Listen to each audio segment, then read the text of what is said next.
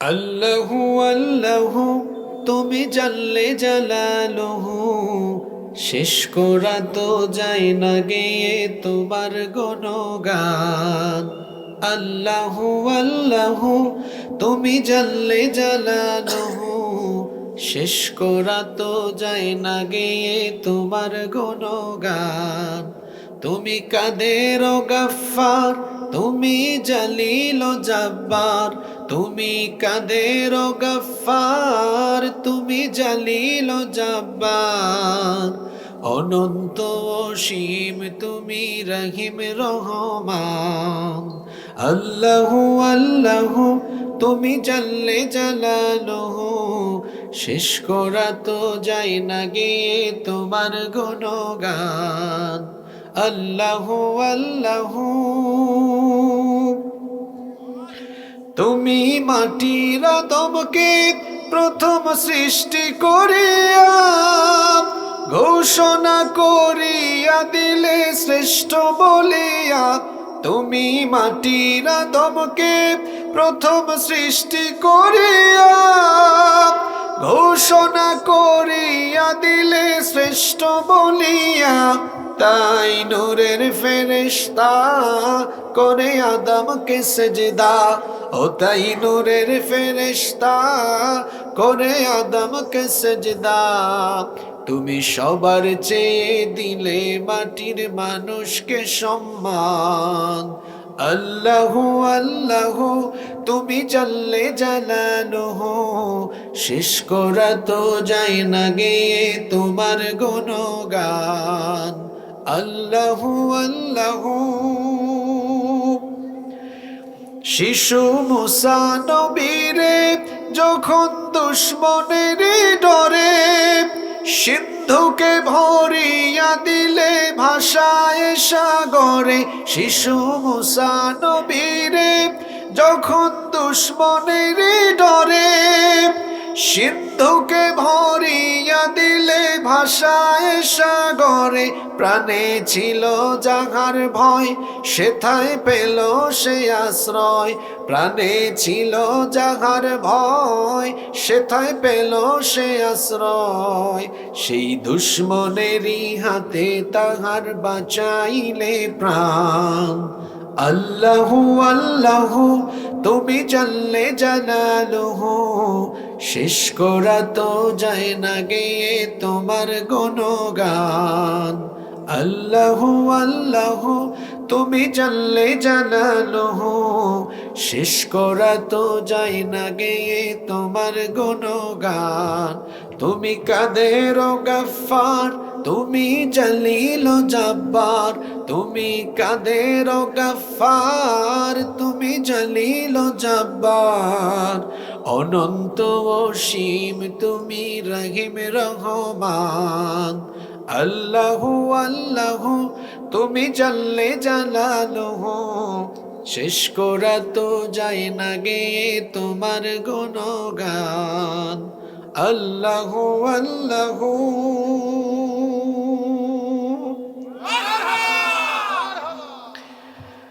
বাংলাদেশের ঐতিহ্যবাহী ঝিনাইদহ জেলার মহেশপুর উপজেলার সীমান্তবর্তী এলাকা ভাগাডাঙ্গা ইবতেদায়ী ও হাফেজিয়া মাদ্রাসার উদ্যোগে আয়োজিত আজকের এই ঐতিহাসিক তাফসীরুল কোরআন মাহফিলের সমাপনী অধিবেশনের মোহতারাম শ্রদ্ধাভাজন সভাপতি, বিশিষ্ট সমাজসেবক ও রাজনীতিবিদ, ৬ নং নেপা ইউনিয়নের সাবেক চেয়ারম্যান জনাব মোহাম্মদ মঈনুল ইসলাম মাস্টার, আল্লাহ তাআলা তাকে কোরআনের জন্য, দ্বীনের জন্য কবুল করে নেন। আমরা সবাই বলি আমিন।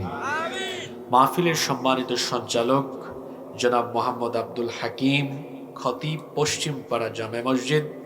আজকের মাহফিলে বক্তব্য রেখেছেন মাওলানা ইখলাসুর রহমান সুমন, মাওলানা রবিউল ইসলাম খুলনা। আল্লাহ তাআলা আমার ভাইদেরকে হায়াতান তয়্যিবাহ, সিহাতান কুল্লিয়া দান করেন। আমরা সবাই পড়ি আমিন। উপস্থিত হযরত উলামা কেরাম, উপস্থিত বিভিন্ন রাজনৈতিক দলের সম্মানিত নেতৃবৃন্দ, সামাজিক নেতৃবৃন্দ, আমার সামনে বসা এই এলাকা পার্শ্ববর্তী এবং দূরদূরান্ত এলাকা থেকে আগত কোরআন প্রিয় সম্মানিত বাবারা এবং প্রিয় যুবক ভাইয়েরা, পর্দার আড়াল থেকে শ্রবণরতা সম্মানিতা মায়েরা, বোনেরা, উপস্থিত মিডিয়ার প্রিয় কর্মী এবং সাংবাদিক ভাইয়েরা, প্রিয় বাঘাডাঙ্গা, মহেশপুর তথা আমার প্রিয় ঝিনাইদহবাসী, আপনারা সবাই কেমন আছেন? আলহামদুলিল্লাহ, আমিও আল্লাহর রহমতে ভালো আছি। আমাদের সবাইকে সুস্থতার সাথে বাঁচিয়ে রেখে আজকের এই সুন্দর, বরকতময়, নান্দনিক এবং জান্নাতি এই আয়োজনে আমাদেরকে সামিল হওয়ার তৌফিক যিনি দান করেছেন, গলার আওয়াজ বড় করে সবাই বলেন তো তিনি কে? সেই মহান রবের জন্য হৃদয়ের সবটুকু ভালোবাসা, আবেগ, অনুভূতিকে উজাড় করে দিয়ে খুশি মনে প্রাণবন্ত আওয়াজে উচ্চ কণ্ঠে কালিমাতুশ শুকর আদায় করে আমরা সকলেই পড়ছি আলহামদুলিল্লাহ। অসংখ্য অগণিত দুরুদ এবং সালাম পেশ করছি খাতামুন নবিয়্যিন, আশরাফুল আম্বিয়া ওয়াল মুরসালিন, রাহমাতাল লিল আলামিন, নবিয়্যুনা ওয়া সাইয়্যিদুনা ওয়া কুদওয়াতুনা মুহাম্মাদুর রাসূলুল্লাহ সাল্লাল্লাহু আলাইহি ওয়াসাল্লামের প্রতি, যাকে আল্লাহ তাআলা আমাদের হেদায়েতের জন্য প্রেরণ করেছেন। আল্লাহুম্মা সাল্লি আলাইহি, আল্লাহুম্মা বারিক আলাইহি। প্রিয় মহেশপুরবাসী, সময় তো ফুরিয়ে যাচ্ছে, সময় চলে যাচ্ছে। আমরা অপ্রাসঙ্গিক কথা বলে সময় নষ্ট করতে চাই না। সরাসরি আমরা আল্লাহর কালাম থেকে হেদায়েতের নিয়তে কিছু কথা বলতে চাই, আমরাও শুনতে চাই ইনশাআল্লাহ। আমরা যেন হেদায়েতের নিয়তে প্রতিটি কথা বলতে পারি এবং শুনতে পারি। মহান রব আমাদেরকে সেই তৌফিক দান করেন, আমরা সবাই বলি আমিন। সম্মানিত উপস্থিতি, এই পৃথিবীতে আমাদেরকে যিনি পাঠিয়েছেন, সবাই একবার গলার আওয়াজ বড় করে বলেন তো তিনি কে? সেই আল্লাহ তাআলা আমাদেরকে সৃষ্টি করেই তার দায়িত্ব শেষ করেননি। পৃথিবীতে আমরা কিভাবে চলব, আমাদের জীবন চলার দিক নির্দেশনা বা পথ নির্দেশনা হিসাবে আল্লাহ তাআলা একটি কিতাব দিয়েছেন। সেই কিতাবের নাম হলো মহাগ্রন্থ আল কোরআনুল কারীম। এই কোরআনের দেখানো পথে যারা চলে তারা হচ্ছে আল্লাহর বাধ্যগত, আল্লাহর অনুগত বান্দা বা মুমিন। আর এই কোরআনের দেখানো পথ থেকে যারা বিচ্যুত হয় তারা হচ্ছে সীমালঙ্ঘনকারী, তারা হলো পাপী, তারা হলো গুনাহগার। পৃথিবীতে মানুষ যে গুনাহ করে, এই গুনাহগুলো দুই প্রকারের হয়ে থাকে। প্রথম প্রকার হচ্ছে কবিরা গুনাহ, দ্বিতীয় প্রকার হলো সগীরা গুনাহ। সবাই বলেন তো দেখি, গুনাহগুলো কয় প্রকারের হয়ে থাকে? দুই প্রকারের, কবিরা এবং সগীরা। তবে আমাদেরকে মনে রাখতে হবে, গুনাহ কিন্তু গুনাই, সেটা বড় হোক আর ছোট হোক। তাহলে প্রশ্ন হতে পারে, একটার নাম কবিরা আরেকটার নাম সগীরা কেন? পার্থক্যটা কোথায়? পার্থক্য হলো, কবিরা গুনাহে লিপ্ত কোনো ব্যক্তি যদি তওবা না করে মারা যায়, এই ব্যক্তির চূড়ান্ত শাস্তি হলো জাহান্নাম। এবং কবিরা গুনাহ হলো এমন, এই গুনাহে লিপ্ত ব্যক্তি ধীরে ধীরে ঈমান থেকে বের হয়ে যায়। কবিরা গুনাহগারদের উপরে আল্লাহ, ফেরেশতা, এমনকি নবী রাসূলগণ লানত করেছেন। সগীরা গুনাহ এটাও গুনাহ, কিন্তু এটা কবিরা গুনাহের মতো অতটা মারাত্মক পর্যায়ের নয়। সগীরা গুনাহ এটা মাফ করার জন্য আল্লাহ একটা সুন্দর সিস্টেম দিয়েছেন। কেউ যদি নিজেকে কবিরা গুনাহ থেকে হেফাজত করতে পারে, তাহলে এই ব্যক্তি শয়তানের ধোকায় ভুলবশত যদি সগীরা গুনাহ করেও ফেলে, নেক আমলের মাধ্যমে আল্লাহ তার সগীরা গুনাহ মাফ করে দিবেন। সুবহানাল্লাহ, সবাই পড়বেন না? এটা কি আমার বানানো কথা? কোরআনুল কারীমের 4 নম্বর সূরা সূরাতুন নিসা এর 31 নম্বর আয়াতে রব্বুল আলামিন বলছেন, ইন তাজতানিবু কাবাইরা মা তুনহাউনা আনহু নুকাফির আনকুম সাইয়্যাতিকুম ওয়া নুদখিলকুম মুদখালান কারীমা। আল্লাহ তাআলা বলছেন, তোমাদেরকে যে সকল কবিরা গুনাহ থেকে নিষেধ করা হয়েছে, সে সকল কবিরা গুনাহ থেকে যদি তোমরা নিজেদেরকে বাঁচাতে পারো, হেফাজত করতে পারো, তাহলে তোমাদের সগীরা গুনাহের মাধ্যমে, তোমাদের সগীরা গুনাহগুলো নেক আমলের মাধ্যমে মাফ করে দিয়ে তোমাদেরকে সম্মানজনক স্থান অর্থাৎ জান্নাতের মেহমান যিনি বানিয়ে দিবেন তিনি কে? শর্ত হলো কবিরা গুনাহ থেকে বাঁচতে হবে। কবিরা গুনাহ থেকে যদি আপনারা নিজেকে বাঁচাতে পারেন, নেক আমলের মাধ্যমে আল্লাহ সগীরা গুনাহ মাফ করে দিবেন। সুবহানাল্লাহ। নেক আমলের মাধ্যমে কিভাবে সগীরা গুনাহ মাফ হয় কয়েকটি হাদিস আপনাদেরকে শোনাই। এই যে যখন আমরা ওযু করি, আমরা যখন নামাজের জন্য, কোরআন তেলাওয়াতের জন্য আমরা যখন ওযু করি, ওযুর পানি যখন আমরা আমাদের অঙ্গ প্রত্যঙ্গে ব্যবহার করি, ওযুর পানি যখন আমাদের অঙ্গ প্রত্যঙ্গ গড়িয়ে গড়িয়ে পড়ে, ওযুর পানির সাথে আমাদের সগীরা গুনাহ ঝরে ঝরে ঝরে পড়তে থাকে। আবার দেখুন 5 ওয়াক্ত নামাজ, এটা সবচাইতে বড় নেক আমল। আল্লাহর নবী সাহাবীদেরকে একদিন বললেন, ও আমার সাহাবীরা, তোমাদের কারো বাড়ির সামনে, কারো ঘরের সামনে যদি নহর থাকে, পুকুর থাকে, খাল থাকে, সেখানে যদি সেই নহরে কেউ প্রতিদিন 5 বার গোসল করে, তাহলে কি তার শরীরে কোনো ময়লা থাকবে নাকি? সাহাবীরা তখন বললেন, ওগো আল্লাহর নবী, এইভাবে যদি প্রতিদিন 5 ওয়াক্ত 5 বার কেউ সেই নহরে গোসল করে, তাহলে তো শরীরে ময়লা থাকার কথা না। আল্লাহর নবী তখন বললেন, 5 ওয়াক্ত নামাজের উদাহরণ হলো তাই। যদি কোনো ব্যক্তি প্রতিদিন 5 ওয়াক্ত নামাজ যথাযথভাবে আদায় করে, কবিরা গুনাহ থেকে যদি বেঁচে থাকে, 5 ওয়াক্ত নামাজের মাধ্যমে তার সারা দিনের সব সগীরা গুনাহগুলোকে আল্লাহ মাফ করে দিবে। আবার দেখুন আরেকটি হাদিস আপনাদেরকে শোনাই। দুরুদ হলো একটি লাভজনক আমল। আপনি যখন নবীর উপরে দুরুদ পড়বেন, নেকি হওয়ার পাশাপাশি আমলনামা থেকে সগীরা গুনাহ যিনি ডিলিট করে দিবেন, গলার আওয়াজ বড় করে সবাই বলেন তিনি কে? আল্লাহ নবী বলেছেন, মান সাল্লা আলাইয়া সালাতান ওয়াহিদাতান সাল্লাল্লাহু আলাইহি আশরু সালাওয়াত। আল্লাহ নবী বলেছেন, যে ব্যক্তি আমার উপরে একবার দুরূদ পড়বে, আল্লাহ ওই ব্যক্তির উপরে 10 বার রহমত নাজিল করবেন। সুবহানাল্লাহ। শুধু তাই নয়, ওয়া হুত্তাত আনহু আশরু খতিআত। যে ব্যক্তি আমার উপরে একবার দুরূদ পড়বে, আল্লাহ ওই ব্যক্তির আমলনামা ওপেন করে তার আমলনামা থেকে সাথে সাথে 10টা সগীরা গুনাহ মাফ করে দিবে। এই এতগুলো হাদিস আমাদেরকে কি বার্তা দিল? নেক আমলের মাধ্যমে কোন গুনাহ মাফ হয়? সবাই তো বললেন না, সবাই বলেন কোন গুনাহ? সগীরা গুনাহ মাফ হয়, তবে কন্ডিশন আছে। কন্ডিশনটা কি? কি থেকে বেঁচে থাকতে হবে? সবাই বলেন কবিরা গুনাহ। এখন সবচেয়ে গুরুত্বপূর্ণ কোয়েশ্চেন হলো, আমরা কি কবিরা গুনাহ থেকে নিজেদেরকে বাঁচিয়ে রাখতে পারি? আজকে এই সংক্ষিপ্ত সময়ে আমাদের সমাজে হর হামেশা প্রতিনিয়ত মানুষ এমন কিছু কবিরা গুনাহ করে বেড়ায়। এইরকম 5টা কবিরা গুনাহ আপনাদের সামনে আমি উল্লেখ করব। যদি এখানে কারো সাথে মিলে যায়, তওবা করে জীবন পরিবর্তনের সিদ্ধান্ত নিয়ে আজকে বাড়ি যাব ইনশাআল্লাহ। রাগ করেন না, আবার কারো কারো সাথে মিলতে পারে, রাগ করবেন? কবিরা গুনার সংখ্যা অনেক, সব তো একদিনে বলা সম্ভব নয়, কিন্তু আজকে আমরা সমাজে আমাদের চোখের সামনে পরিদৃশ্যমান যেই সকল কবিরা গুনাহে, আজকে তো মাহফিলে মনে মহিলারাও আছে, তো মহিলা সহ সবার উদ্দেশ্যে কথা হবে, যে গুনাহগুলোতে মানুষ হর হামেশা নিজেকে শামিল করছে, এ ধরনের 5টি কবিরা গুনাহ নিয়ে আমি আজকে কথা বলবো। আপনারা সবাই আমাকে সময় দিবেন তো? ইনশাআল্লাহ।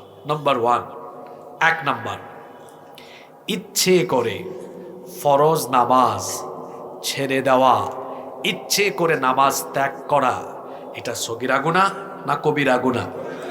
এই ধরনের কবিরা গুনাহগার 5 ওয়াক্তের নামাজ কাজাকারী ব্যক্তি বাগাডাঙ্গায়ও নাই, মহেশপুরেও নাই। জি জোরে বলেন। কি করে আপনি নামাজ ছাড়েন? নামাজ তো 5 ওয়াক্ত আল্লাহ আপনার উপর ফরজ করে দিয়েছেন, এই নামাজ আপনি কাজা করছেন। নামাজ ছেড়ে দেওয়া এটা তো মুমিনের কাজ নয়। নামাজে গিয়ে আমরা সাজদা দেই কাকে? আস্তে বলবেন না, পুরুষের মতো গলার আওয়াজ বড় করে বলেন, নামাজে আমরা সাজদা দেই কারে?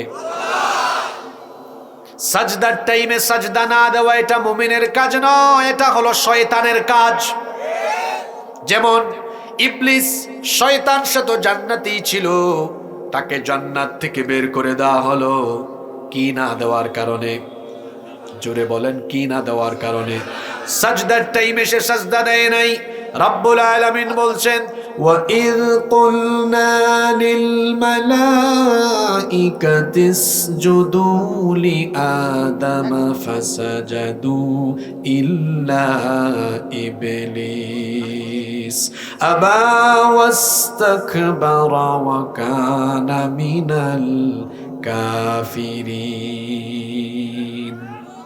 আল্লাহ তাআলা বলছেন, আর স্মরণ করো যখন তোমার প্রতিপালক ফেরেশতাদেরকে বললেন তোমরা আদমকে সাজদা দাও, সবাই সাজদা দিল, কেবলমাত্র একজন সাজদা দেয় নাই। যে সাজদা দেয় নাই তার নাম হলো ইবলিস। ইবলিস সাজদা না দেওয়ার কারণে রব্বুল আলামিন তাকে জান্নাত থেকে বের করে দিলেন। সে যখন জান্নাত থেকে বের হয়ে গেল, তখন সে আল্লাহর সাথে ওয়াদা করলো যে সাজদা না দেওয়ার কারণে তুমি আমাকে জান্নাত থেকে বের করে দিয়েছ, সেই আদম এবং তার বংশধরদেরকে ধোঁকা দেওয়া, তাদেরকে জাহান্নামে নেওয়া, এটাই হলো আমার প্রধান এবং প্রথম কাজ। সে তখন ওয়াদা করেছিল, সূরা আরাফে আল্লাহ তুলে দিয়েছেন, সে বলেছিল ক্বালা ফাবিমা আগওয়াইতানি লাআকউদান্না লাহুম সিরাতাকাল মুস্তাকিম। সে তখন বলেছিল যে আদমের কারণে তুমি আমাকে জান্নাত থেকে বের করে দিয়েছ, সেই আদম এবং তার বংশধরদেরকে সিরাতুল মুস্তাকিমের পথে চলতে বাধা দেওয়া, এটাই হবে আমার প্রধান এবং প্রথম কাজ। সে আরো বলেছিল সুম্মা লাআতিয়ান্নাহুম মিন বাইনি আইদিহিম ওয়া মিন খালফিহিম ওয়া আন আইমানিহিম ওয়া আন শামাইলিহিম ওয়া লা তাজিদু আকথারাহুম শাকিরিন। আমি এদেরকে সামন দিক থেকে, পিছন দিক থেকে, ডান দিক থেকে, বাম দিক থেকে চতুর্মুখী হামলা চালিয়ে আমি এদেরকে জাহান্নামে নিয়ে যাব। শয়তান তার সেই ওয়াদা পূরণের জন্য 24 ঘন্টা বিরামহীন ভাবে কাজ করে বেড়ায়। আর সে যেহেতু সাজদা না দেওয়ার কারণে জান্নাত থেকে বের হয়েছে, সেজন্য তার প্রধান টার্গেট হলো যে করেই হোক, যে কোনো কায়দায় মানুষকে সাজদা দেওয়া থেকে বিরত রাখা। এই জন্য সাজদার টাইমে, নামাজের টাইমে ইবলিস মানুষকে ধোঁকা দেয়। সেজন্যই তো হাদিস শরীফে এসেছে, ইবলিস কোন সময় কাঁদে, কোন সময় হাসে। কেউ মনোযোগী হয়ে আমার দিকে তাকান, গুরুত্বপূর্ণ কথা। আমি কিন্তু আমার কোনো মাহফিলে জীবনে কোনোদিন ভূমিকা দেই নাই, দেওয়ার কোনো ইচ্ছাও নেই, কারণ সময় বড় মূল্যবান। আমি প্রথম মিনিট থেকে মূল কথা বলা শুরু করি। আপনারা হয়তো ভাবছেন হুজুর মনে হয় প্রথম কয়েক মিনিট বলবে, তারপরে অন্য কিছু বলবে না। ওয়াজ শুরু হয়ে গেছে অলরেডি, অর্ধেক শেষ হওয়ার পথে। শুনতেছেন আমার কথা? আল্লাহর নবী বলেছেন শয়তান কোন সময় হাসে আর কোন সময় কাঁদে। যখন কোনো ব্যক্তি আল্লাহ তাআলাকে সাজদা দেয়, এই দৃশ্য যখন শয়তান দেখে, দেখার পরে তার মনটা খারাপ হয়ে যায়, তখন সে কান্না করে। হাদিস শরীফে এসেছে কোনো ব্যক্তি যখন সাজদা দেয় এটা দেখে, ইয়াতাজালা শাইতানু ফায়াবকি, ইবলিস তখন এটা দেখে ওই ব্যক্তির কাছ থেকে দূরে চলে যায়। মনের ব্যথায়, মনের যন্ত্রণায় ইয়াবকি, সে তখন কান্না করে। ওয়ায়াকুল, এবং সে বলতে থাকে উমির ইবনু আদম বিসসুজুদ, আদম সন্তানকে সাজদা দেওয়ার আদেশ দেওয়া হয়েছে। ফাসাজাদা ফালাহুল জান্নাহ, অতঃপর সে আল্লাহকে সাজদা দিয়ে তার জন্য জান্নাত হাসিল করে ফেলেছে। সুবহানাল্লাহ। ইবলিস আরো বলে ওয়া উমিরতু বিসসুজুদ, আমাকেও তো সাজদার আদেশ দেওয়া হয়েছিল, ফাআবাইতু ফালিন্নার, আমি সে আদেশ অমান্য করে জাহান্নামের আগুনের অধিবাসী হয়েছি। এই হাদিস আপনাকে আমাকে কি বার্তা দিল? আমরা যখন নামাজের টাইমে নামাজে গিয়ে আল্লাহকে সাজদা দেই, ইবলিস তখন কাঁদে। আর আমরা যখন নামাজের টাইমে ইবলিসের মুরিদ হয়ে, ইবলিসের খলিফা হয়ে, ইবলিসের গুলামি করে নামাজে যাই না, ইবলিস তখন হাসে। হাদিস যদি উপলব্ধি করতে পারেন সবাই একটু জবাব দেন তো, আমরা নামাজে গেলে ইবলিস হাসে না কাঁদে? পুরুষ মানুষের মতো জবাব দেন, আমরা নামাজে গেলে ইবলিস হাসে না কাঁদে? আর আমরা যখন নামাজে যাই না ইবলিস তখন? Okay fine, now take your decision. এখন আপনি সিদ্ধান্ত নেন আজকে আপনারা কি নামাজের টাইমে ইবলিসকে হাসাবেন না কাঁদাবেন? যারা একদম চুপ থাকলো, কথা বললো না, তারা কি ইবলিসের কাছ থেকে খেলাফত নিয়ে আসছে নাকি? তো মুখ দিয়ে কথা বেরোয় না কেন? আমরা নামাজের টাইমে ইবলিসকে হাসাবো না কাঁদাবো? যুবকদের ব্যাটারি ফিউজ হয়ে গেছে নাকি? হ্যাঁ, শয়তানের টার্গেট কারা? না না, শয়তানের টার্গেট কোন জাতি? খালি মোমেন না, সব। শয়তানের টার্গেট কে? মানুষ। শয়তানের টার্গেট কে? আর সবচেয়ে বড় টার্গেট মোমেন। সবচেয়ে বড় টার্গেট মোমেন। শয়তান প্রথমে মানুষকে তার মুরিদ বানাতে চায়। কি বানাতে চায়? মুরিদ বানানোর চেষ্টা করে। মুরিদ হয়ে যাওয়ার পরে যখন এই মুরিদ শয়তানের গুলামি করতে করতে শয়তানকে বেশি খুশি করে, শয়তান তখন খুশি হয়ে তারে খেলাফতি দেয়, তখন তার গ্রেড বাড়ায়, তারে প্রমোশন দেয়। তুই আর মুরিদ না, তুই আমার খলিফা। শয়তান কি শুধু জিনের ভেতরে আছে নাকি? না, আপনাদের ঠোঁটের আগায় মুখস্থ সূরা এটা। সওয়াবের নিয়তে আমার সাথে একবার তেলাওয়াত করেন তো, পড়েন আল্লাযী ইউওয়াসউইসু ফি সুদুরিন নাসি মিনাল জিন্নাতি ওয়ান নাস। মানুষের অন্তরে প্ররোচনা দানকারী শয়তান হলো দুই জাতি থেকে, মিনাল জিন্নাতি, জিন থেকে, এবং ওয়ান নাস, মানুষ থেকে। তার মানে বোঝা গেল চেহারা সুরতে মানুষ হলেও মানুষের ভেতরে শয়তানের কাজ করা কিছু মানুষরূপী শয়তান আছে না নাই? এরা কারা? যারা মানুষ হয়েও শয়তানের কাজ আঞ্জাম দেয়। এরা মানুষ নয়, চেহারা সুরতে এরা মানুষ হলেও এরা হলো মানুষরূপী আস্ত একটা শয়তান। এইরকম শয়তান প্রতিটা এলাকায় আছে না নাই? আপনি ফাইন্ড আউট করতে পারবেন, বুঝবেন একটু পরে। মনোযোগী হন। মনোযোগ আছে তো? তাহলে বলছিলাম, নামাজে না গেলে ইবলিস তো খুশি হয়, নামাজে গেলে ইবলিস কাঁদে, না গেলে ইবলিস হাসে। জোরে বলেন, আমরা ইবলিসকে হাসাবো না কাঁদাবো? আমরা ইবলিসকে খুশি করব না আল্লাহকে খুশি করব? তো আল্লাহকে খুশি করতে যদি চান, তো এত মানুষ মাহফিলে এসেছেন, এই মানুষগুলো আজানের টাইমে মসজিদে যান না কেন? আবার ঠিকও কয়, কি ভদ্র মানুষ এই এলাকা।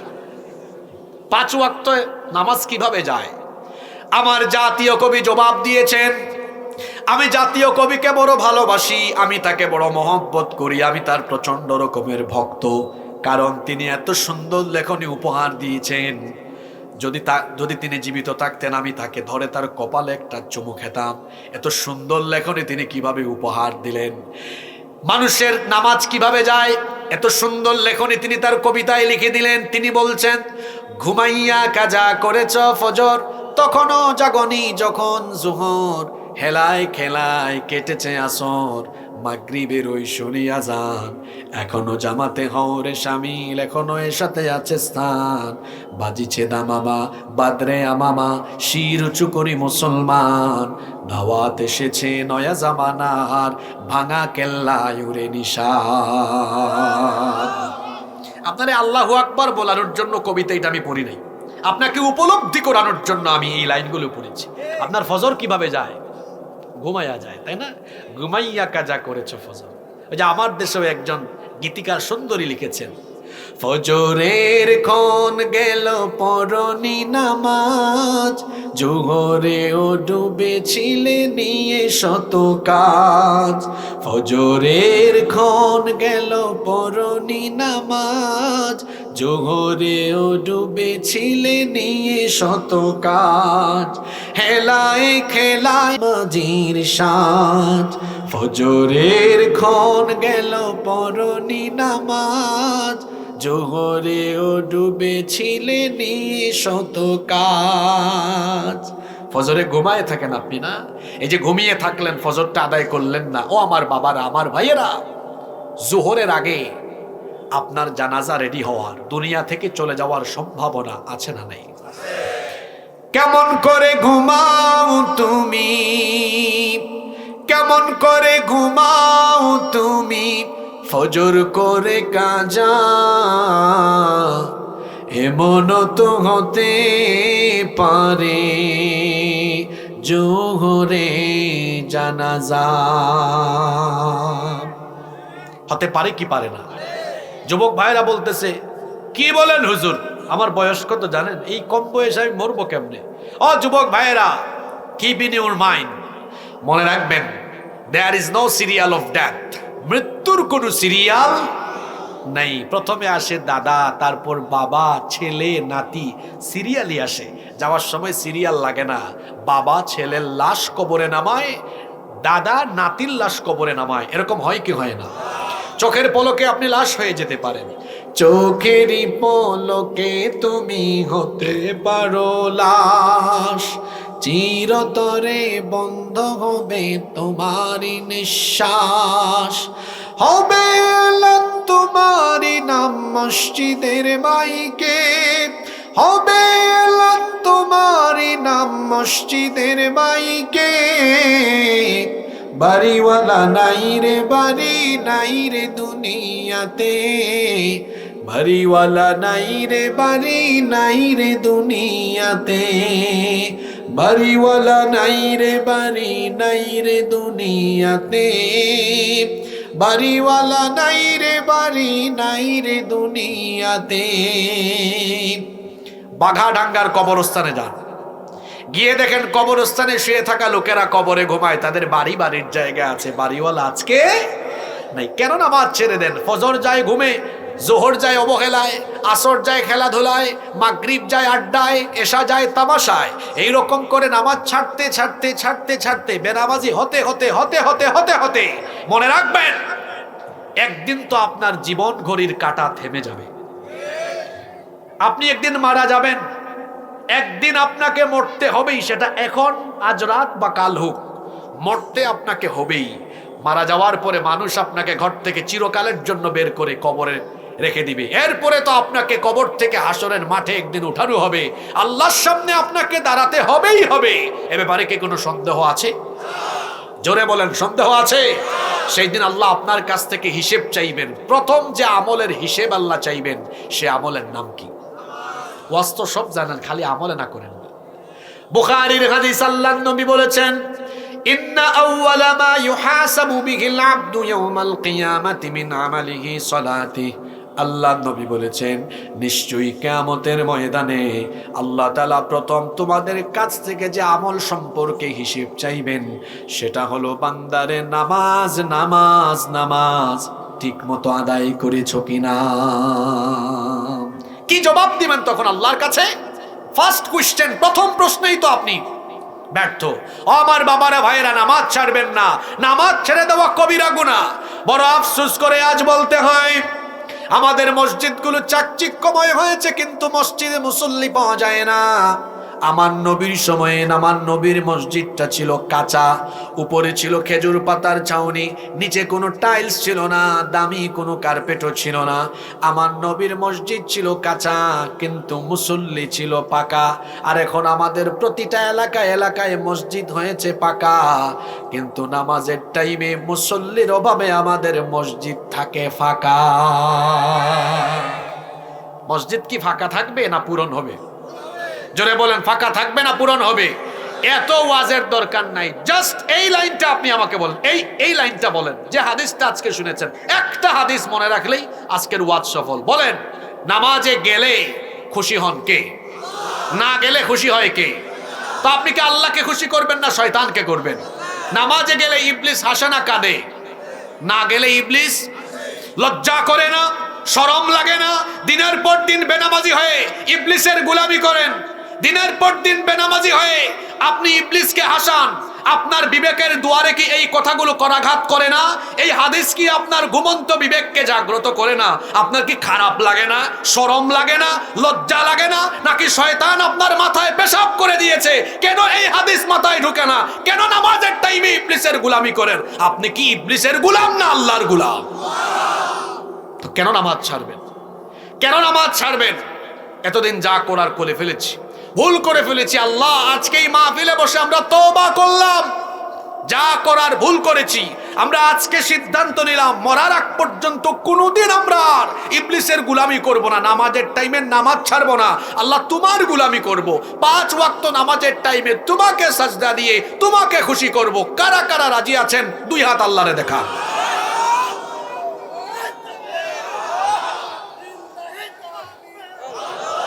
আল্লাহ সবার হাতগুলা কবুল করেন। আপনাদের কষ্ট হচ্ছে? নামাজ আমরা ছাড়বো না এই কারণে, নামাজ ছেড়ে দেওয়া সগীরা গুনাহ না কবিরা গুনাহ? যুবক ভাইয়েরা, নামাজ ছাড়বেন না ধরবেন? নামাজ ছাড়বেন না আদায় করবেন? আমি আমার যুবক ভাইদেরকে উদ্দেশ্য করে বলছি, যৌবনকালের ইবাদতের দাম আল্লাহর কাছে কম না বেশি? যৌবনে আল্লাহকে সাজদা দেন, 2টা বেনিফিট পাবেন। নাম্বার 1, প্রথম বেনিফিট দুনিয়াতেই পেয়ে যাবেন। যদি হায়াত থাকে আর বুড়া হন, মানুষ তো বুড়া কালে তার কোমরে ব্যথা, তার মেরুদণ্ডে ব্যথা, হাঁটুতে ব্যথা, বিভিন্ন জায়গায় বিভিন্ন সমস্যা দেখা দেয়। যৌবনকালের মতো লম্বা সময় নিয়ে রুকু সাজদা দিতে পারে না। কোনো মতে নামাজ আদায় করে। ফেরেশতা এই নামাজ দেখে সওয়াব লিখার আগে আল্লাহকে বলে, আল্লাহ তোমার এই বান্দা তো কোনো মতে নামাজটা আদায় করেছে, তো সওয়াবটাকে কোনো মতে লিখবো। আল্লাহ বলবেন, ফেরেশতা দাঁড়াও, এই বান্দার আমল নামা পিছনের দিকে উল্টাও, দেখো তো যৌবনকালে কি করেছে। ফেরেশতা পেছন দিকে আমল নামা উল্টে বলে, আল্লাহ তোমার এই বান্দা তো যৌবনকালে আজান হলেই একদম মসজিদে ঢুকে তোমার ইবাদত করে তোমাকে সাজদা দিয়ে তোমাকে খুশি করেছে। আল্লাহ বলেন, তাহলে আমি আমার বান্দারে একটু খুশি করি। এখন বুড়া হয়ে গেছে তো, শরীর দুর্বল হয়েছে, আগের মতো বেশি টাইম নিয়ে নামাজ আদায় করতে পারে না, কোনো মতে আদায় করে, তাই বলে কোনো মতে সওয়াব দিব না। সওয়াবটা যৌবনকালের মতো পরিপূর্ণ দিতে থাকো। সুবহানাল্লাহ। এত গেলে দুনিয়ায়, আর আখিরাতে আল্লাহ বলবেন, বাঘাডাঙ্গা মহেশপুরের যুবকরা কোথায়? ফেরেশতারা বলবে, আল্লাহ এই যুবকদেরকে দিয়ে আপনি কি করবেন? আল্লাহ বলবেন, কি করবা বুঝো না? আজ হাসরের ময়দানে মানুষ যখন পঙ্গপালের মতো হয়রান হয়ে দিক বিদিক ছোটাছুটি করছে, এখানে কোনো গাছপালা নাই, উদ্ভিদ নাই, সূর্য মানুষের মাথার নিকটে চলে এসেছে, মানুষের কষ্ট হচ্ছে, মাথার চান্দি ফেটে গিয়ে মগজ উতরে উতরে গলে গলে বেয়ে বেয়ে পড়ছে। যুবকগুলাকে বাছাই করো, যারা যৌবনকালে মসজিদে গিয়ে আমাকে সাজদা দিয়েছে, তাদের জন্য কষ্ট না হয়। বাঘাডাঙ্গা মহেশপুরের যুবকদেরকে টেনে টেনে আনো, আর আদর করে করে আমার আরশে আজিমের ছায়ার নিচে জায়গা দান করো। বাঘাডাঙ্গা মহেশপুরের যুবকরা কি আল্লাহর আরশে আজিমের নিচে জায়গা পেতে চায় না? এই আওয়াজে হবে, জায়গা পেতে চায় না? তো কি করতে হবে? সাল্লাত কায়েম করো, সাল্লাত কায়েম করো, হবে সম্মানী তুমি, হবে জান্নাতি তুমি, দেবে কাল হাসরে শীতল ছায়া আরশে আযীম। রব্বিয়াল আলা, রব্বিয়াল আযীম, রব্বিয়াল আলা, রব্বিয়াল আযীম। আমরা নামাজ ছাড়বো না, আদায় করব। নামাজ ছেড়ে দেওয়া সগীরা গুনাহ না কবিরা গুনাহ? জোরে বলেন। আল্লাহ সবাইকে নামাজি বানাও। 1, বাকি পয়েন্টগুলো বলবো না, মোনাজাত দিব। বাকি পয়েন্টগুলো বেশি সেনসিটিভ, বলবো, কুলাইতে পারবেন? নাম্বার 2 নাম্বার কবিরা গুনাহ হলো অন্যায় পথে, অবৈধ পথে, হারাম পথে উপার্জন করে হারাম খাওয়া। সগীরা গুনাহ না কবিরা গুনাহ? আজ আমার সমাজে কত মানুষ 2 নাম্বারই করে খায়। শুধু 2 নাম্বারই নয়, আপনি আশ্চর্য হবেন, চাকরি করে হালাল বেতন, ব্যবসা করে হালাল বেতন, হালাল উপার্জন, আজকে গাফলতি করে করে, অবহেলা করে করে হালালকে হারাম বানিয়ে দিচ্ছে, হালালের ভেতরে হারাম ঢুকছে। এজন্য আমি বলি, বর্তমান পৃথিবীতে হালাল উপার্জন করে হালাল খেতে পারা, এটা সবচেয়ে বড় চ্যালেঞ্জের ব্যাপার। আপনি বলবেন, হুজুর হালালে হারাম ঢুকে কেমনে? আপনাদের মনোযোগ আছে তো? আপনাদেরকে দেখাই হালালে হারাম ঢুকে কেমনে। যেমন আপনাকে বলি, আমি মাদ্রাসা দিয়ে বুঝাই, এটা মাদ্রাসার মাহফিল। আচ্ছা বলেন তো, মাদ্রাসায় চাকরি করা হালাল না হারাম? সবাই তো জানেন, বলেন না? হালাল। এখানে ভালো কাজই তো করছে, ছেলে মেয়েকে পাঠদান করছে। কিন্তু কোন শিক্ষক যদি তার ডিউটি সকাল 9টা বা 10টা থেকে বা যখন এই ডিউটির টাইমে তিনি যদি ফাঁকিবাজি করেন, 20 মিনিট দেরি করে আসেন, ক্লাসে ছাত্রদের হক আদায় করেন না, কখনো আসেন না, কখনো ক্লাস নেন না, তো মাস শেষে যে বেতনটা উঠান ওইটা কি হক আদায় করে হালাল উঠান না হারাম হয়ে গেছে? জোরে বলেন। দেখছেন কারবার হালালে কিভাবে হারাম ঢুকে। আপনি একটা কোম্পানিতে চাকরি করেন, ভালো কোম্পানি, বেতনও হালাল, কিন্তু সেখানে আপনি দেরি করে যান, ফাঁকিবাজি করেন, ডিউটিতে চরম ফাঁকিবাজি চলে, মাস শেষে যে বেতন উঠে খান, হালাল না হারাম? ব্যবসাকে আল্লাহ হালাল করেছেন না হারাম করেছেন?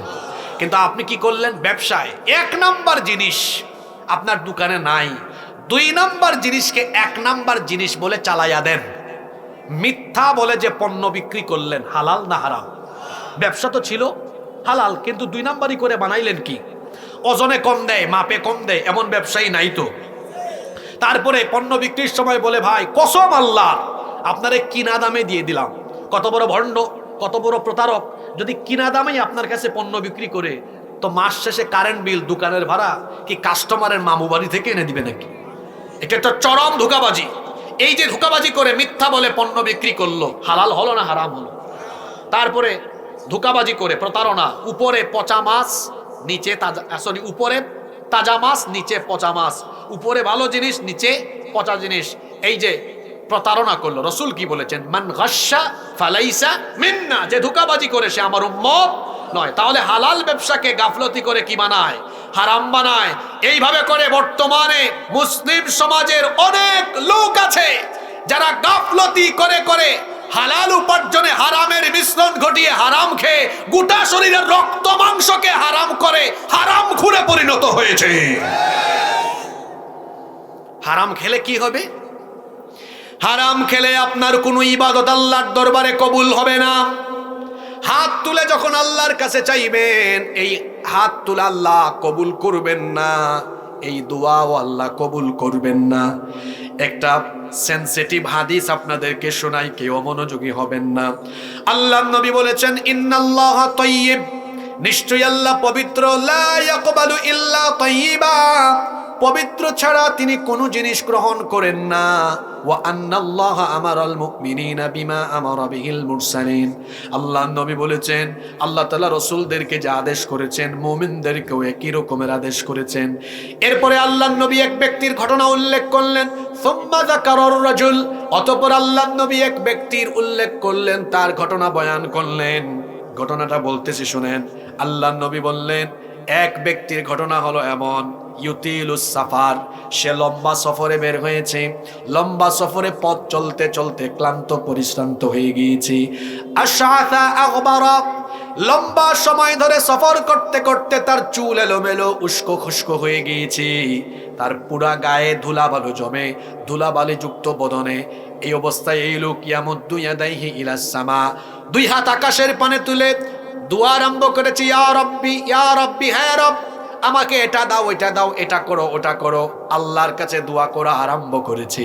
আল্লাহর নবী বলছেন, অথচ এই ব্যক্তির খবর হলো মাশরাবুহু হারাম ওয়া মালবাসুহু হারাম ওয়া মাতামুহু হারাম, লোকটার গায়ে যে পোশাক আছে হারাম টাকায় কেনা পোশাক, লোকটা যে প্রতিদিন খাবার খায়, পানীয় খায়, লোকটা যে রিজিক খায় সেটা হলো হারাম টাকায় কেনা রিজিক।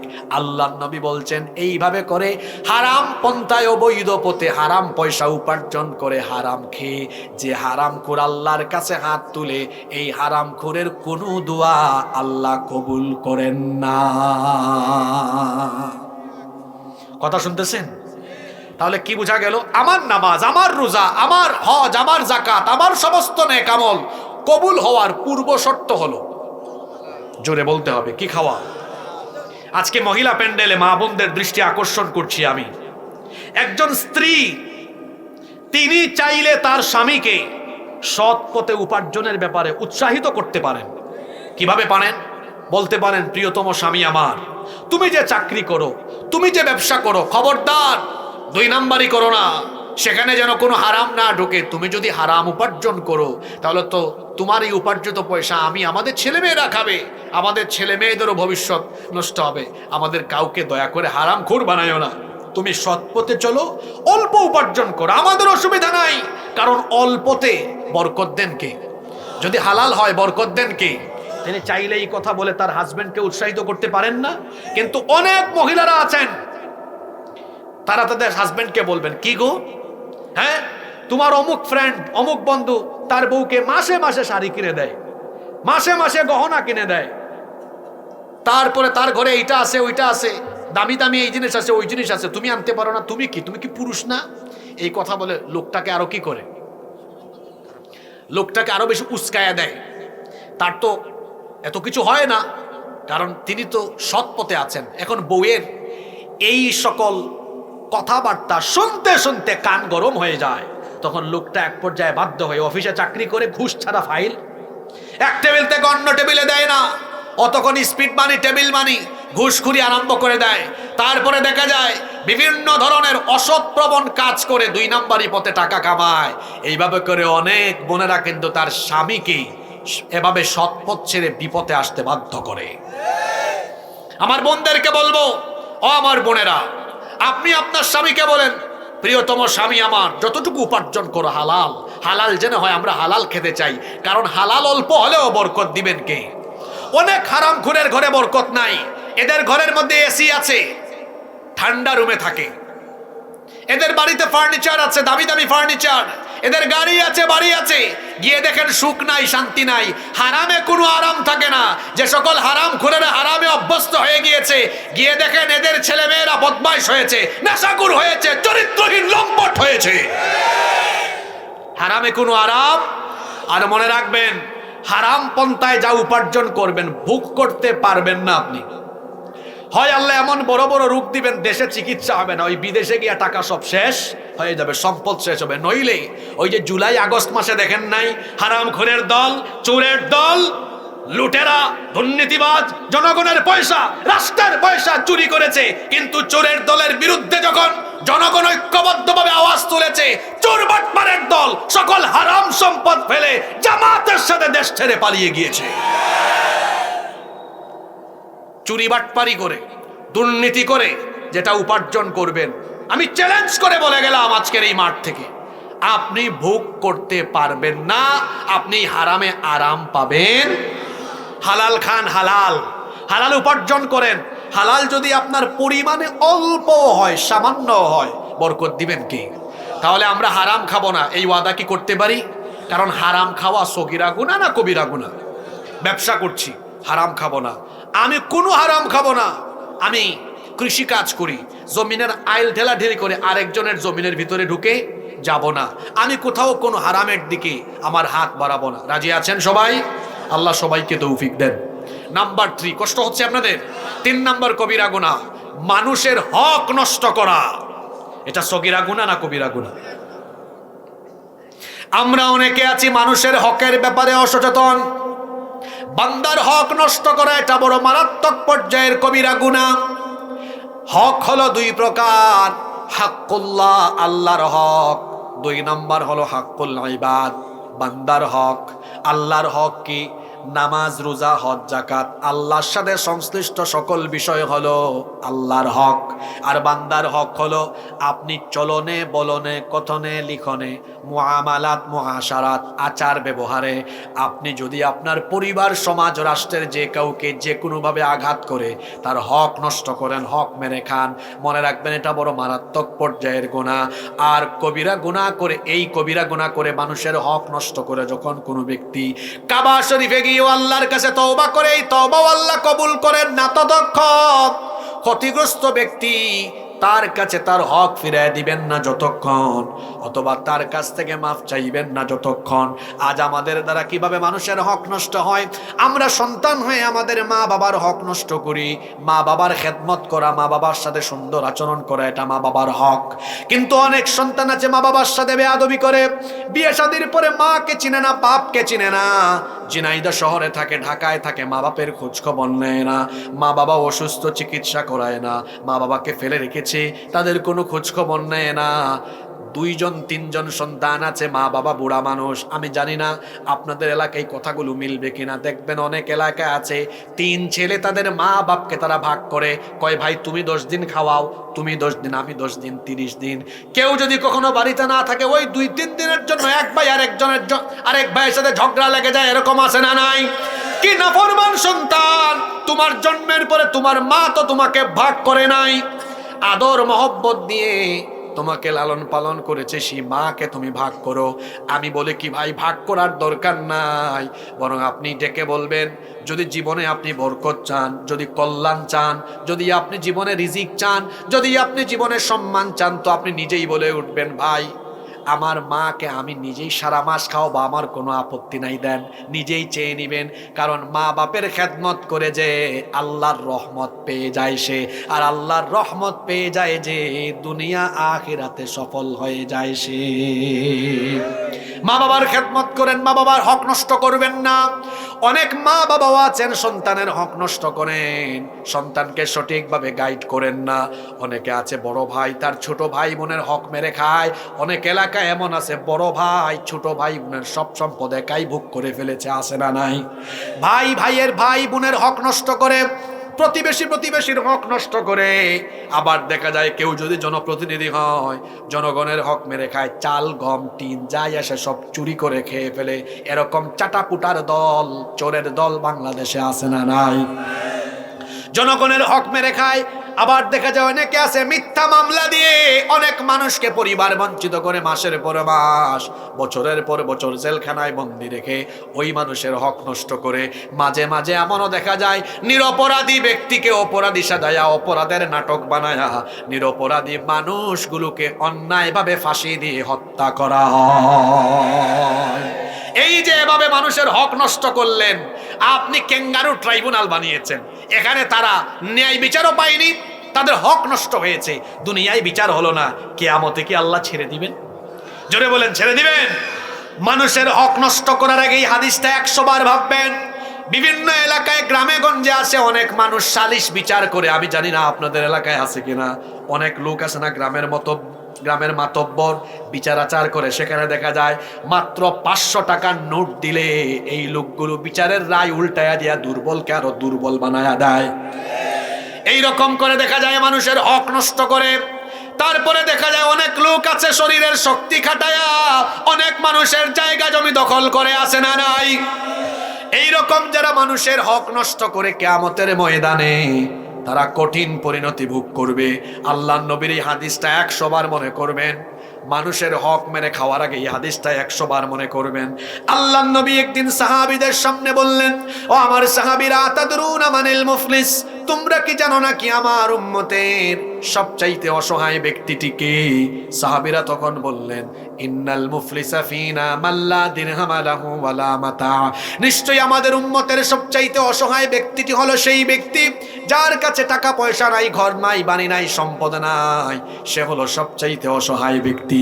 আল্লাহর নবী বললেন, না, তোমরা উত্তর ভুল দিয়েছো। ইন্নাল মুফলিসা ফি উম্মতি, ইন্নাল মুফলিসা ফি উম্মতি ইয়াতি ইয়াউমাল কিয়ামাতি বিসালাতিন ওয়া সিয়ামিন ওয়া যাকাতিন। আল্লাহর নবী বললেন, আমার উম্মতের সবচেয়ে অসহায় হলো সেই ব্যক্তি যেই ব্যক্তি কিয়ামতের দিন নামাজ, রোজা, হজ, জাকাতের মতো নেক আমল নিয়ে হাজির হবে। আচ্ছা আপনারা বলেন তো, নামাজ, রোজা, হজ, জাকাত, অন্যান্য নেক আমল নিয়ে কোনো মানুষ কি অসহায় হয় না জান্নাতি হয়? আপনারা শুনতেছেন? পুরা ওয়াজ আজকের মনে না থাকলেও এই হাদিস নিয়ে যারা বাড়ি যাবে, আমি বলে দিলাম এদের জীবন বদলে যাবে আজকে। মনোযোগ আছে? রাসূল কি বললেন? আমার উম্মতের সবচেয়ে অসহায় কে? সাহাবীরা বললেন, যার টাকা নাই, ঘর নাই, বাড়ি নাই, সম্পদ নাই, সে অসহায়? নবী বললেন, না, আমার উম্মতের সবচেয়ে অসহায় হলো সেই ব্যক্তি যেই ব্যক্তি নামাজ, রোজা, হজ, জাকাত, অনেক নেক আমল নিয়ে কিয়ামতের মাঠে উঠবে। আল্লাহ যখন প্রত্যেক ব্যক্তির হাতে আমলনামা দিবেন, এই ব্যক্তি হাতে আমলনামা নিয়ে দেখবে, হায় হায় হায় হায় হায়, গোটা আমলনামায় নেকি আর নেকি। আমার দিকে তাকান, এই যে দেখেন আমার হাতে একটা লিফলেট আছে, এই পৃষ্ঠায় লেখা আছে না নাই? এই পৃষ্ঠায় আছে, আছে। উদাহরণটা খেয়াল করেন। আল্লাহর নবী বলছেন কিয়ামতের মাঠে উঠবে, আমলনামায় দেখবে নেকি আর নেকি, কিন্তু কিছুক্ষণের মধ্যেই তার সব নেকি একদম উদাও হয়ে যাবে, আমল শূন্য, এভাবে খালি পাতা হয়ে যাবে। এটা কি স্বাভাবিক না অস্বাভাবিক কথা? জোরে বলেন। সাহাবীরা বললেন, হাউ ইজ ইট পসিবল, এটা কিভাবে সম্ভব? নবীজি বললেন, এই ব্যক্তি আমল নামা নিয়ে উঠবে, নেকামল আর নেকামল। নামাজ ঠিক আছে, নামাজ কালাম ইবাদত বন্দেগী ঠিক আছে, সে তো ভাববে আমার জান্নাত কে ঠেকায়, জান্নাতে যাওয়ার জন্য রেডি। আল্লাহ বলবেন, এই দাঁড়া, জান্নাত এত সহজ? নামাজ ঠিক রেখেছিস দুনিয়ায়, কিন্তু ওইদিকে যে মানুষের হক মেরে খেয়েছিস। আপনি দেখেন না, আপনার সমাজেও আছে। আমার দেশে এক রাবেয়া বসুরি ছিলেন, পার্লামেন্টে একবার তিনি বক্তৃতা করলেন। তিনি নাকি সকালবেলা ঘুম থেকে উঠে সবার আগে কি খুঁজেন? যায় নামাজ খুঁজেন। নারায়ণগঞ্জে আরেক কুতুব পাওয়া গেছে, রাতের বেলা 70 রাকাত তাহাজ্জুদ পড়ে। এটা সত্যও হতে পারে, মিথ্যাও হতে পারে, আমি জানি না। তো তার কথা গ্রহণ করে আমি তাকে বলি, ওইদিকে রাতে 70 রাকাত তাহাজ্জুদ পড়ে, ওইদিকে আরেক রাবেয়া বসুরি ঘুম থেকে উঠে যায় নামাজও খুঁজে, আর সারাদিন নিরপরাধ আলেমদেরকে জেলখানায় ভরে নির্যাতন চালানোর জন্য আদেশ করে। তারপরে নিরপরাধ মানুষের বুকের উপরে গুলি চালানোর জন্য আদেশ করে। মানুষের হক নষ্ট করলেন, আল্লাহ ছেড়ে দিবেন মনে করেছেন? কিয়ামতের ময়দানে আল্লাহ ধরবেন, এই আরে আটকাও, ফেরেশতাদেরকে বলবেন আসামির কাঠগড়ায় দাঁড় করাও। এবার এই ব্যক্তি যাদের হক নষ্ট করেছে ডেকে আনো। আপনিও হয়তো এই কাতারে পড়তে পারেন। কিভাবে?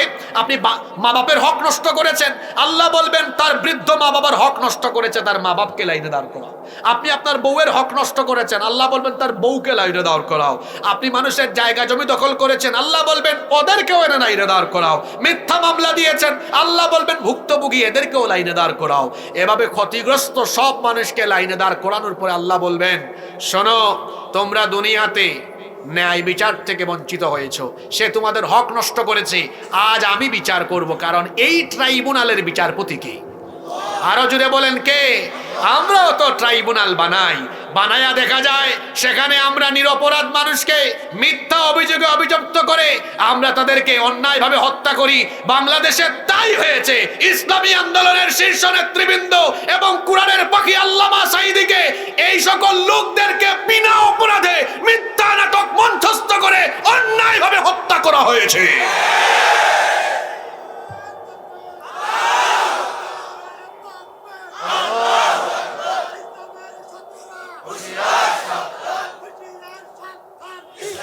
আপনার বাপের বিচার এই দেশে যদি আপনি 50 বছর পরে করতে পারেন, এই দেশে এই নিরপরাধ মানুষগুলোকে হত্যা করার বিচার 20 কোটি জনগণ করেই ছাড়বে।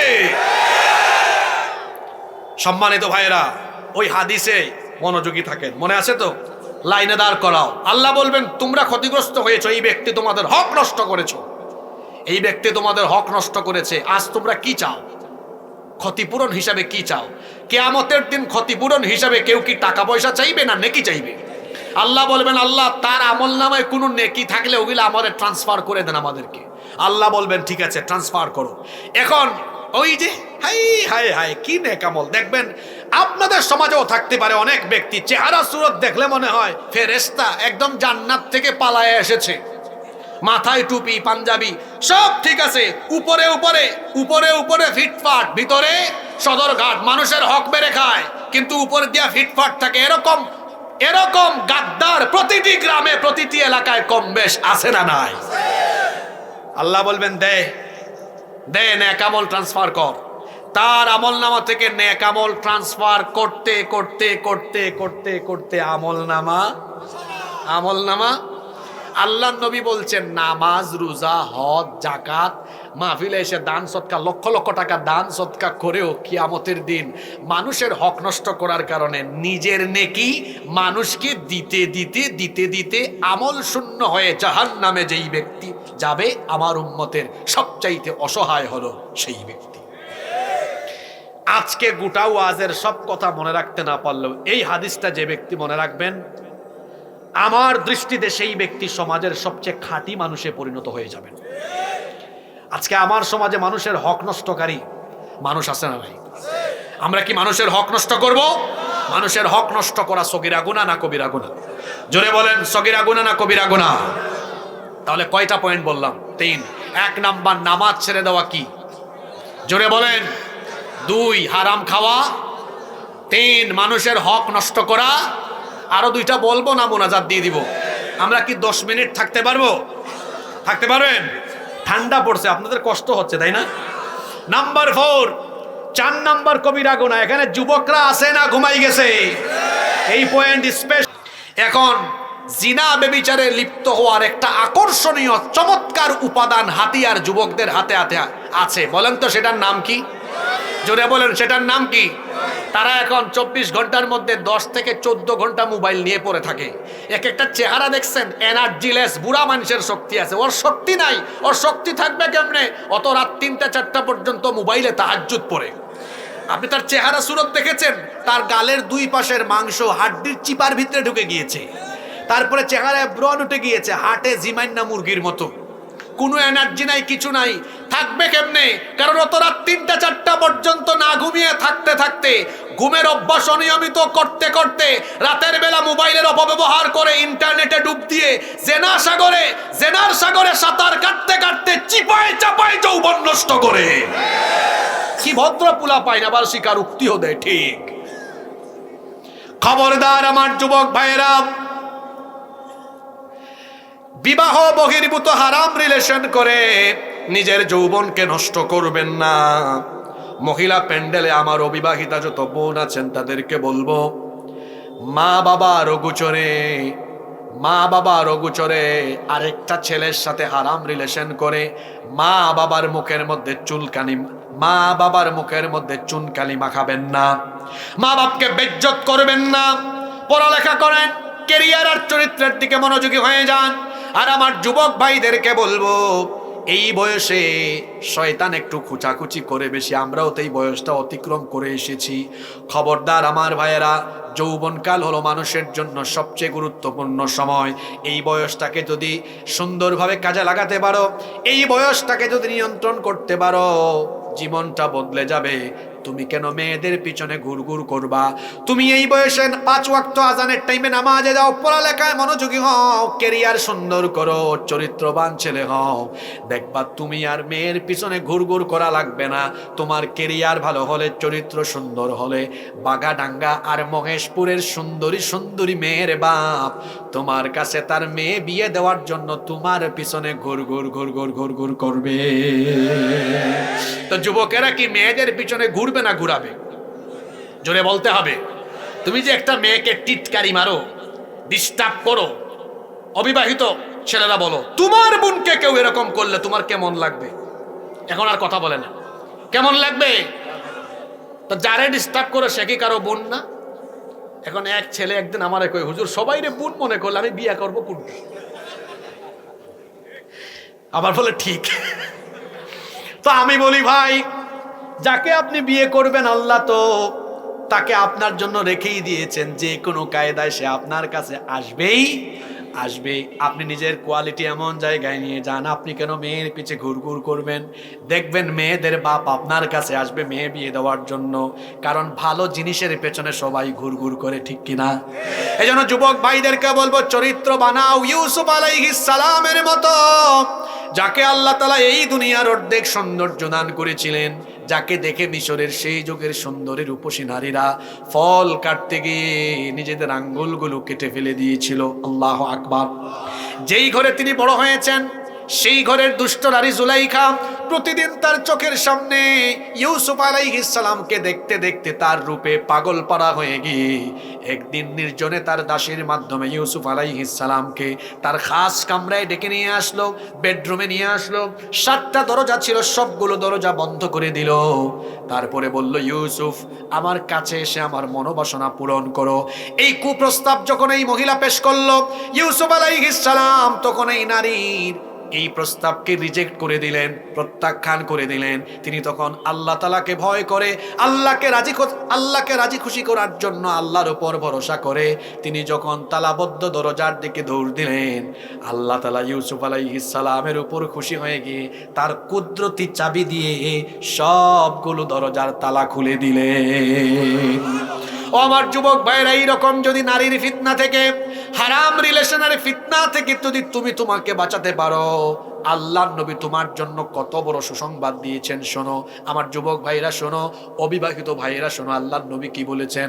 আল্লাহর নবী বলেছেন, ইয়া শাবাবাল ইসলাম, হে ইসলামের যুবকেরা, গদ্দু আবসারুকুম, তোমাদের চক্ষু নিয়ন্ত্রণ করো, পরনারীর দিকে চক্ষু দিও না। ওয়াহফাদু ফুরুজাকুম, লজ্জাস্থানের হেফাজত করো। বুখারীর অন্য হাদিসে নবীজি বলেছেন, মাইয়াদমাল্লি মা বাইনা লাহিয়াইহি ওয়া রিজলাইহি আদমানু লাহুল জান্নাহ, যে ব্যক্তি তার দু চোয়ালের মধ্যবর্তী জায়গা অর্থাৎ জিহবা আর দু উরুর মধ্যবর্তী জায়গা অর্থাৎ লজ্জাস্থান, এই দুটো জিনিসের জিম্মাদারি যারা গ্রহণ করবে, আমি নবী নিজে তার জন্য কিয়ামতের দিন জান্নাতের জিম্মাদারি গ্রহণ করব। আমার যুবক ভাইরা, নবীর সাথে জান্নাতে যেতে চাই কি চাই না? জোরে বলেন, চাই কি চাই না? হারাম রিলেশন থেকে আমরা নিজেকে সেভ করব। যুবকেরা পারবেন? যুবক ভাইরা পারবো? আল্লাহ সবাইকে তৌফিক দেন। নাম্বার 5, 5 নাম্বার কবিরা গুনাহ। কথায় আছে, শেষ ভালো যার সব ভালো। এই জন্য আমি শেষের পয়েন্টটা খুব গুরুত্বপূর্ণ রেখেছি, মনোযোগী হয়ে আপনাদেরকে শুনতে হবে। 5 নাম্বার কবিরা গুনাহ হলো, আমার হাতে একটা কিতাব আপনারা দেখছেন, এই কিতাবের নাম কি? জোরে বলেন, এই কিতাবের নাম কি? এই কিতাব দিয়েছেন কে? এই কোরআন কি শুধু ধর্মীয় গ্রন্থ? না, এটা হলো আমাদের জীবন বিধান, আমাদের সংবিধান। এই জমিন কার? আমরা কার? কোরআন কার? তো এই জমিন চলবে কার দেওয়া আইনে? যারা আল্লাহর দেওয়া আইন বাদ দিয়ে মানুষের তৈরি করা আইন বা মানুষের আদর্শ, নেতার আদর্শ, নেত্রীর আদর্শ প্রতিষ্ঠার জন্য শরীরের রক্ত, ঘাম, পরিশ্রম, সংগ্রাম, রক্ত, জীবন বিনিয়োগ করে সংগ্রাম করে, এরা কবিরা গুনাহ করে এবং আল্লাহর সাথে শিরিক করে। খবরদার যুবক ভাইরা, কোথায় দৌড়াও? আজ অনেক নেতা নামের খেতা তার নিজের চেয়ার, নিজের গদি ঠিক রাখবার জন্য, নিজেকে ক্ষমতায় অধিষ্ঠিত রাখবার জন্য যুবকদেরকে সামান্য কয়েকটা বিরিয়ানির প্যাকেট, সিগারেটের প্যাকেট আর কিছু পয়সা দিয়া সামনে পিছনে যুবকদেরকে চামচার মতো মোটরসাইকেলের শোডাউন করায়া যুবকদেরকে তার ক্ষমতার হাতিয়ার হিসাবে ব্যবহার করে। আমার যুবক ভাইদেরকে বলছি, এদের খপ্পরে পড়ে যৌবন নষ্ট করো না। এই যৌবন কোন নেতার চামচামি করার জন্য দেওয়া হয় নাই, এই যৌবন দেওয়া হয়েছে আল্লাহর জমিনে আল্লাহর কোরআনের রাজ কায়েমের জন্য। এই জন্য যুবকেরা কোন নেতা আর নেত্রীর আদর্শ প্রতিষ্ঠায় কাজ করবে না। যুবকেরা কোরআনের মিছিলে শামিল হয়ে, কোরআনের আন্দোলনে শামিল হয়ে এই দেশে কোরআনের বিপ্লবের জন্য কাজ করবে। সবাই রাজি আছেন তো? এই জমিনে কোরআনের শাসন কায়েম হোক, আমরা চাই কি চাই না? 71 সালে দেশ স্বাধীন হয়েছে, এখন 2025 সাল। 54 বছর ধরে এই বাংলাদেশে বিভিন্ন দল ক্ষমতা এসেছে, বিভিন্ন শাসক পরিবর্তন হয়েছে, মানুষের ভাগ্যের পরিবর্তন হয় নাই। এই দেশের জনগণের ভাগ্যের পরিবর্তনের কথা বলে 54 বছর ধরে যারাই ক্ষমতায় গিয়েছে আমরা সবাইকে দেখেছি, তারা জনগণের ভাগ্য বদলাবার কথা বলে তারা দিনের পর দিন তাদের পোশাক বদলায়, মোবাইল বদলায়, গাড়ি বদলায়, বাড়ি বদলায়। আমাদের ভাগ্য আর বদলায় না। এদেশের মানুষ বুঝে ফেলেছে, মানুষের ভাগ্য বদলাতে হলে, এই দেশকে উন্নত, সুখী, সমৃদ্ধশালী, ক্ষুধামুক্ত, দারিদ্র্যমুক্ত একটি আদর্শ কল্যাণ রাষ্ট্রে পরিণত করতে হলে মানুষের তৈরি করা আইন দিয়ে নয়, আল্লাহর দেওয়া কোরআন দিয়ে এই বাংলাদেশকে শাসন করতে হবে, পরিচালনা করতে হবে। এই জন্য আমরা বলি, এই দেশে গণতন্ত্র দেখা শেষ, নেতাতন্ত্র, নেতৃতন্ত্র, গণতন্ত্র, সব তন্ত্র দেখা শেষ, বাকি আছে ইসলামতন্ত্র, কোরআনতন্ত্রের বাংলাদেশ। আগামীর বাংলাদেশকে আমরা কোরআনের বাংলাদেশ হিসাবে, ইসলামের বাংলাদেশ হিসাবে দেখতে চাই। আপনারা চান কি চান না? কারণ এই কোরআন শুধু নামাজের তিলাওয়াতের জন্য আসে নাই। আমার রসুল শুধু এই কোরআন নামাজের তেলাওয়াত করেই শেষ করেননি, বরং এই কোরআন দিয়ে তিনি মদিনার রাষ্ট্রকে 10 বছর পরিচালনা করেছেন। আর কোরআন দিয়ে মদিনার রাষ্ট্রকে পরিচালনা করার কারণে তিনি মদিনাকে একটি আদর্শ, একটি সোনালী রাষ্ট্রে পরিণত করেছিলেন। জেনারেশন জি। আমি এখানে প্রচুর যুবক ভাইদেরকে দেখতে পাচ্ছি। আমি আপনাদেরকে বলছি, আপনাদের রক্ত, আপনাদের ত্যাগ তিতিক্ষার কারণে জুলাই আমরা নতুন বাংলাদেশ পেয়েছি। এই জেন জি চায় একটি দুর্নীতি মুক্ত, আধিপত্যবাদ মুক্ত বাংলাদেশ তারা চায়। আমি আমার যুবক ভাইদেরকে বলবো, ভারতীয় আধিপত্যবাদ মুক্ত, মার্কিন আধিপত্যবাদ মুক্ত, দুর্নীতি মুক্ত, চোর ডাকাত মুক্ত সোনার বাংলাদেশ পেতে হলে এই বাংলাদেশকে আলেম উলামা আর কুরআনওয়ালাদের হাতে তুলে দিতে হবে। নইলে এই বাংলাদেশ যে পথে হাঁটছে, এই পথের ভবিষ্যৎ কিন্তু ভালো। এই বাংলাদেশে যদি আমরা কোরআনের শাসন পাই আর কোরআনওয়ালারা যদি এই দেশটাকে চালায়, এই দেশে কোনো অশান্তি থাকবে না ইনশাআল্লাহ। জোরে বলেন আপনারা থাকবে। কারণ কোরআনওয়ালারা কেমন হয়, একটা ঘটনা বলে আমরা শেষ করব। ঘটনাটা কি বলবো? ওমর ইবনুল খাত্তাব রাদিয়াল্লাহু আনহু, আমরা নাম জানি না সবাই, তিনি তো একটা ইউনিয়নের চেয়ারম্যান না, একটা সংসদীয় আসনের এমপিও না, একটা দেশের ছোটখাটো দেশের কোনো প্রাইম মিনিস্টার প্রধানমন্ত্রীও না, বরং তার ক্ষমতার সীমানা এত পরিব্যাপ্ত ছিল, অর্ধ পৃথিবীর তিনি প্রেসিডেন্ট ছিলেন। আল্লাহু আকবার। অর্ধ পৃথিবী তিনি শাসন করেছেন। তার শাসন আমলে তিনি একবার ঘরের ভেতরে মোমবাতি জ্বালিয়ে কাজ করছেন। সেই সময় তো কারেন্ট ছিল না, কারেন্টের এরকম লাইটও ছিল না, বাতি ছিল না।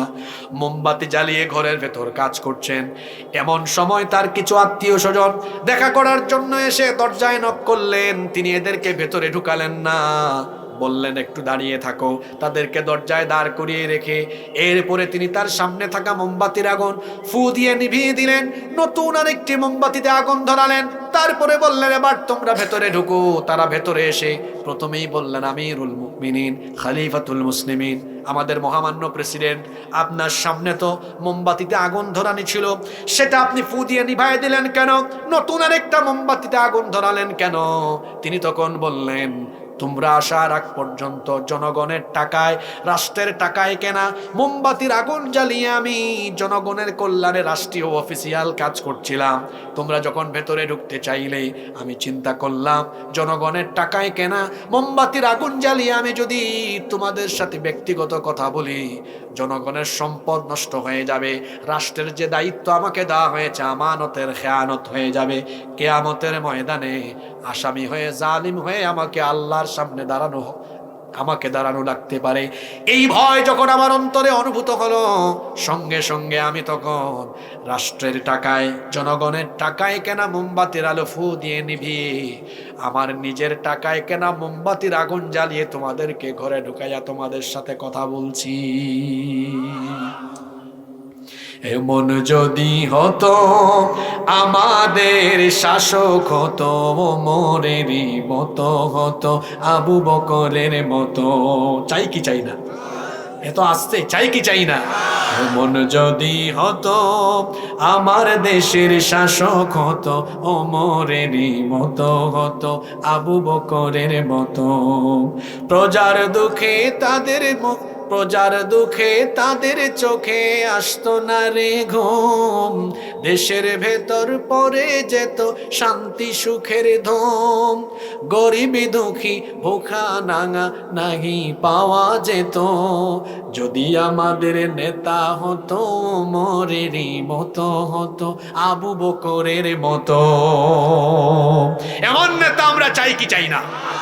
এমন নেতা পেতে হলে, এমন বাংলাদেশ পেতে হলে তথাকথিত গণতন্ত্র, এই তন্ত্র সেই তন্ত্র সবকিছুর মুখে লাথি দিয়ে আল্লাহর কোরআনের দিকে সবাইকে চলে আসতে হবে। আমরা কোরআনের পক্ষে, একটি কোরআনের বাংলাদেশ গঠনের জন্য কোরআনের সাথে কারা কারা আছে দুহাত তুলে আল্লাহকে দেখা।